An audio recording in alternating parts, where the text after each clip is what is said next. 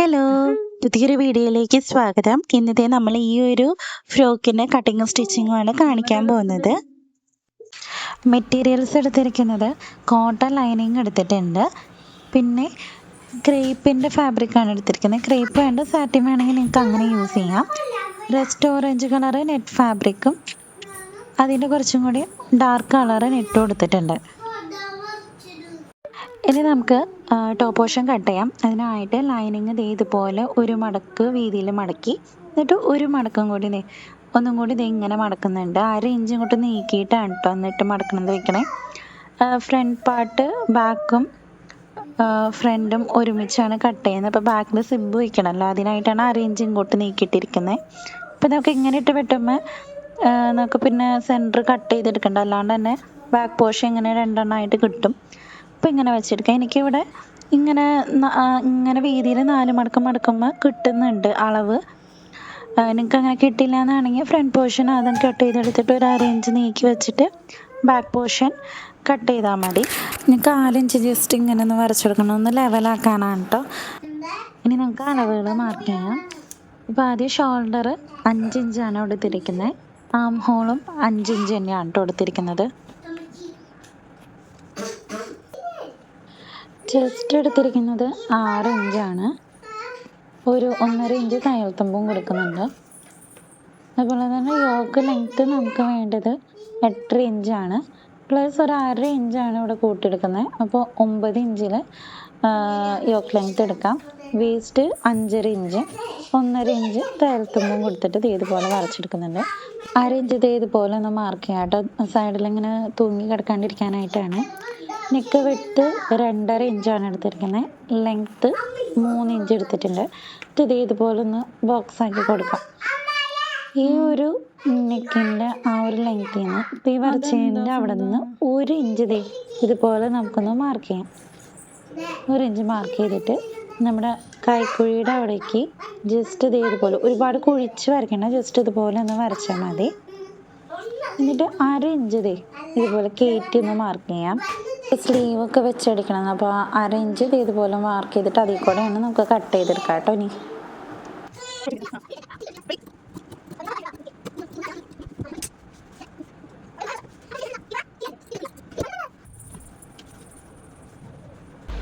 ഇനി നമ്മുടെ ഈ ഒരു ഫ്രണ്ട് ഫാബ്രിക്കിൻ്റെ ഒരളവിൽ ജസ്റ്റ് ഒരു പീസ് ക്രേപ്പും അതുപോലെ തന്നെ നമ്മുടെ നെറ്റിൻ്റെ മെറ്റീരിയൽ 2 എണ്ണം, ഒരു ഡാർക്ക് ഷെയ്ഡും റസ്റ്റ് ഓറഞ്ച് കളർ ഷെയ്ഡും എടുത്തിട്ടുണ്ട് കേട്ടോ.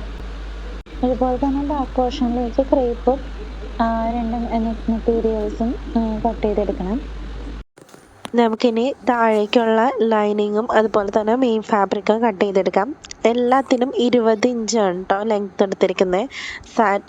ക്രേപ്പും നമ്മുടെ കോട്ടൺ ലൈനിങ്ങും നെറ്റും ഒക്കെ 20 ഇഞ്ച് തന്നെയാണ് ലെങ്ത് എടുത്തിരിക്കുന്നത്.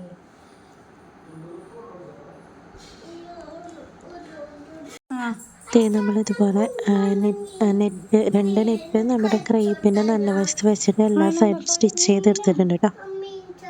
ഇനി നമുക്ക് സ്ലീവിന് വേണ്ടിയിട്ടുള്ള പീസ് കട്ട് ചെയ്യാം. അതിനായിട്ട് 14 ഇഞ്ച് വിഡ്ത്തും 7 ഇഞ്ച് ലെങ്ത്തുമാണ് ഞാൻ കൊടുത്തിരിക്കുന്നത്.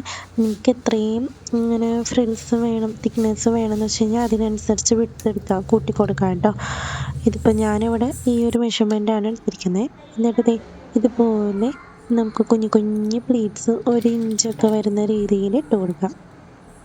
2 സൈഡിലും പ്ലീറ്റ്സ് ഇടണം. അപ്പോൾ നമുക്ക് 2 സ്ലീവ്സും സ്റ്റിച്ച് ചെയ്തെടുക്കാം.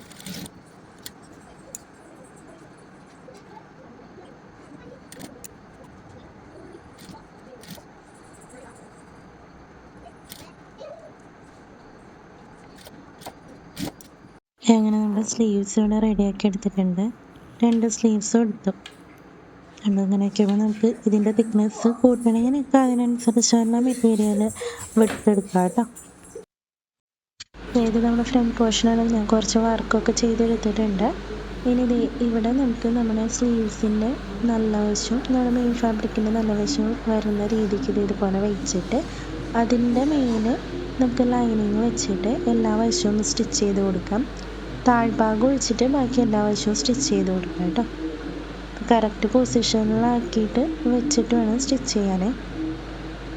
പിന്നൊക്കെ കുത്തിയിട്ട് സ്റ്റിച്ച് ചെയ്താൽ മതി, അല്ലെങ്കിൽ നമ്മൾ സ്റ്റിച്ച് ചെയ്ത് വരുമ്പോൾ അത് വേറെ വല്ല വഴിക്കും പോകും. അപ്പോൾ നല്ലോണം സെക്യൂർ ചെയ്തിട്ട് തന്നെ സ്റ്റിച്ച് ചെയ്യാൻ ശ്രദ്ധിക്കാം. ഇതുപോലെ വെച്ചിട്ട് നമ്മൾ കറക്റ്റ് പൊസിഷനിൽ വെച്ചിട്ട് നമുക്ക് സ്റ്റിച്ച് ചെയ്തെടുക്കാം.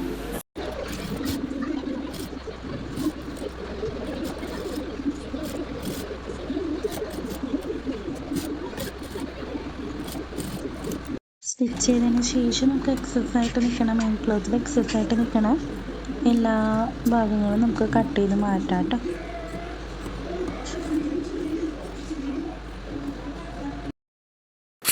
പിന്നെ ഇതേ നമുക്ക് ചെറിയ ചെറിയ നോച്ചസ് ഇങ്ങനെ ഇട്ട് കൊടുക്കാം. അപ്പോൾ നമ്മൾ സ്റ്റിച്ച് ചെയ്ത് കഴിയുമ്പോൾ കൊള്ളാണ്ട് വേണം കേട്ടോ ഇടാനായിട്ട്. എന്നിട്ട് നമുക്ക് തിരിച്ചിടാം. അങ്ങനെ നമ്മുടെ ഫ്രണ്ട് പോർഷൻ ഇവിടെ റെഡി ആയിട്ടുണ്ട്. ഇനി നമുക്കിതായി നമ്മൾ ബാക്ക് പോർഷൻ നമ്മൾ നെറ്റും ക്രീപ്പൊക്കെ കൂടി അറ്റാച്ച് ചെയ്തെടുത്തിട്ട് അതിൻ്റെ സെൻറ്റർ ഇതുപോലെ കട്ട് ചെയ്യാം. നിങ്ങൾക്ക് ആദ്യം തന്നെ കട്ട് ചെയ്തിട്ട് അറ്റാച്ച് ചെയ്താലും മതി. ഇപ്പോൾ നമ്മൾ ഇവിടെ ഒരുമിച്ച് ചെയ്തുകൊണ്ട് ഇനി നമുക്ക് ഇവിടെ നിന്ന് കട്ട് ചെയ്തിട്ട് ജസ്റ്റ് ആ ഒരു ഭാഗം ഉണ്ടല്ലോ നമ്മൾ കട്ട് ചെയ്ത ആ ഒരു വശം അതൊന്ന് സ്റ്റിച്ച് ചെയ്തെടുക്കുന്നുണ്ട് രണ്ടിൻ്റെ. ഇത് നമ്മൾ സ്റ്റിച്ച് ചെയ്തെടുത്തിട്ടുണ്ട്. ഇനി ഈ ഒരു നല്ല വശത്ത് നമുക്ക് നമ്മുടെ ലൈനിങ് ഇതുപോലെ ഒന്ന് വെച്ച് കൊടുക്കാം. വെച്ച് കൊടുത്തിട്ട് ഈ ഒരു സൈഡ് മാത്രം പിന്ന് കുത്തി കൊടുക്കുന്നുണ്ട് കേട്ടോ. ഇനി അതോടെ നനങ്ങാൻ പാടില്ല നമുക്ക്. അപ്പോൾ അങ്ങനെ പിന്ന് കുത്തി സെക്യൂർ ചെയ്തിട്ട് നമുക്കിത് നമ്മുടെ ആ 1 ഇഞ്ച് ഇന്നത് ഇതുപോലെ ഒന്ന് മാർക്ക് ചെയ്ത് കൊടുത്തിട്ട് ഇതിൻ്റെ ലൈനിങ്ങിൻ്റെ അടിയിലായിട്ട് നമുക്കിത് നല്ല വശവും മെയിൻ ഫാബ്രിക്കിൻ്റെ നല്ല വശവും നമ്മുടെ ആ സ്ലീവിൻ്റെ നല്ല വശവും വരുന്ന രീതിക്ക് ഇതുപോലെ ഒന്ന് ഇത് മറിച്ചിടുക. എന്നിട്ട് അങ്ങനെ വരുന്ന രീതിക്ക് ഈ ലൈനിങ്ങിൻ്റെ അടിയിലായിട്ട് വെച്ചിട്ട് നമുക്കൊന്ന് സ്റ്റിച്ച് ചെയ്ത് കൊടുക്കാം. ഫ്രണ്ട് പോർഷൻ ചെയ്ത പോലെ തന്നെ എല്ലാ സൈഡും സ്റ്റിച്ച് ചെയ്ത് കൊടുക്കാം. ഈ ഒരു സിബ് വയ്ക്കുന്ന ഒരു സെൻറ്റർ പോർഷനില്ലേ അവിടെ സ്റ്റിച്ച് ചെയ്യേണ്ട, ബാക്കി എല്ലാ ഭാഗങ്ങളും താഴ്ഭാഗം ആ ഒരു സെൻറ്റർ പോർഷൻ ഒഴിച്ചിട്ട് ബാക്കി എല്ലാ വശവും നമുക്ക് സ്റ്റിച്ച് ചെയ്തെടുക്കാം. ആ ഒരു സ്റ്റിച്ച് ചെയ്യുന്ന രീതിയിൽ നമ്മളിതിൽ ഉൾക്കൊള്ളിച്ചിട്ടില്ല, ലെങ്ത് ഒരുപാട് കൂടണ്ടെന്ന് വെച്ചിട്ടാണ്. ഇതേ നമുക്കിത് സ്റ്റിച്ച് ചെയ്തതിന് ശേഷം മറിച്ചിടുമ്പോൾ നമുക്കിത് ഇതുപോലെ കിട്ടും.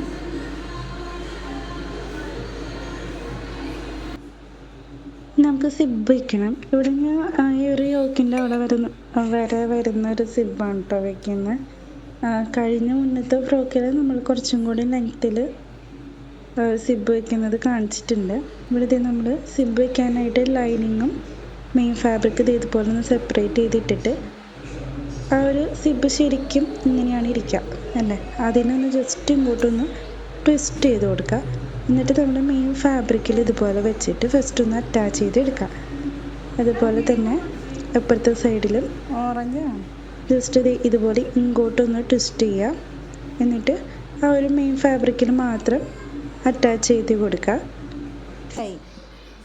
ഞാൻ പറയുന്നതിനേക്കാളും നിങ്ങൾക്ക് ഈ വീഡിയോ ശരിക്കും ശ്രദ്ധിച്ച് കണ്ടാൽ മനസ്സിലാവും.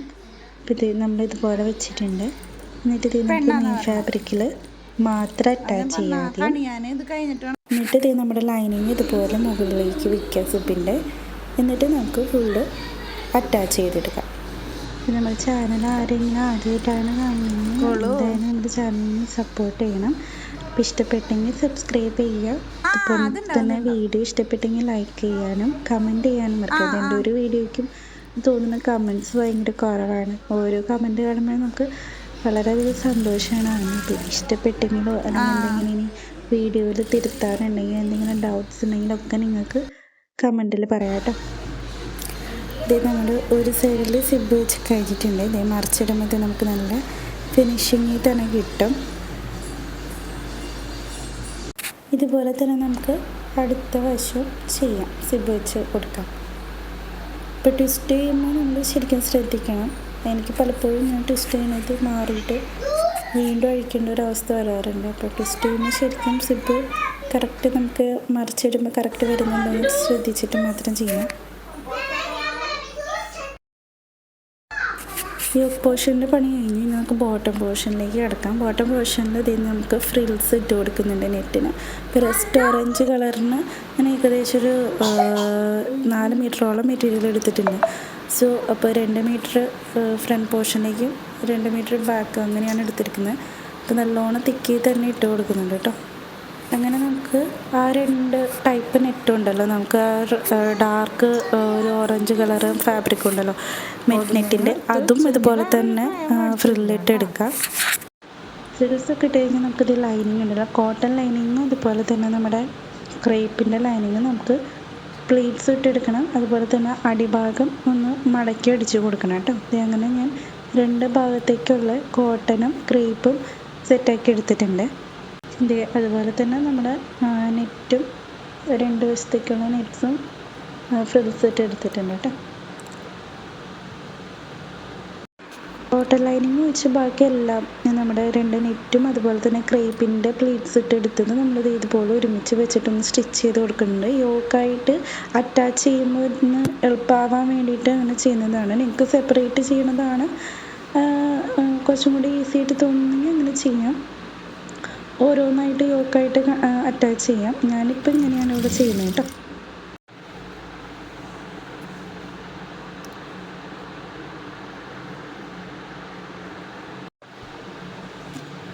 ഇനി നമുക്കിത് ഇത് യോക്കിൻ്റെ നല്ല വശവും നമ്മുടെ ബോട്ടം പോർഷൻ്റെ നല്ല വശവുമായിട്ട് വരുന്ന രീതിക്ക് വെച്ചിട്ട് സ്റ്റിച്ച് ചെയ്ത് കൊടുക്കാം. ഇനി നമുക്ക് കോട്ടൺ ലൈനിങ് അറ്റാച്ച് ചെയ്യണം. അപ്പം അതിനായിട്ട് നമ്മൾ ഈ സ്റ്റിച്ച് ചെയ്തത് നമുക്കിത് ഇതുപോലെ ഒന്ന് വെച്ച് കൊടുക്കാം, സ്ക്രീനിൽ കാണുന്ന പോലെ.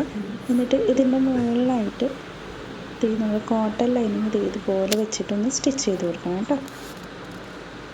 ഇങ്ങനെ സ്റ്റിച്ച് ചെയ്യുമ്പോഴല്ലോ നമുക്ക് ഈ ഒരു നമ്മൾ തയ്യൽ തുമ്പ് ഒന്നും നമുക്ക് പുറത്തേക്ക് കാണില്ല, കുട്ടികൾക്ക് ഒരു തരത്തിലുള്ള ഇറിറ്റേഷൻസ് ഉണ്ടാവില്ല. അങ്ങനെ നമ്മളിത് ആദ്യം സ്റ്റിച്ച് ചെയ്തെടുത്തിട്ടുണ്ട്, കണ്ടോ. പൊട്ടും തന്നെ തയ്യൽ തുമ്പ് നമുക്ക് പുറത്തേക്ക് വന്നിട്ടില്ല. ഇതുപോലെ തന്നെ അടുത്ത വശവും നമുക്ക് ചെയ്തെടുക്കണം കേട്ടോ. അതിന് ശേഷം ഉണ്ടല്ലോ നമുക്ക് 2 സൈഡും കൂടി അറ്റാച്ച് ചെയ്തെടുക്കാം കറക്റ്റ് അളവിന്. ഞാൻ എടുക്കാനായിട്ടൊന്ന് വിട്ടു പോയിട്ടുണ്ട്. അപ്പോൾ ഇത്രയേ ഉള്ളൂ വീഡിയോ. അപ്പം ഇഷ്ടപ്പെട്ടെങ്കിൽ ലൈക്ക് ചെയ്യാനും കമൻറ്റ് ചെയ്യാനും മറക്കരുത്. Thanks for watching.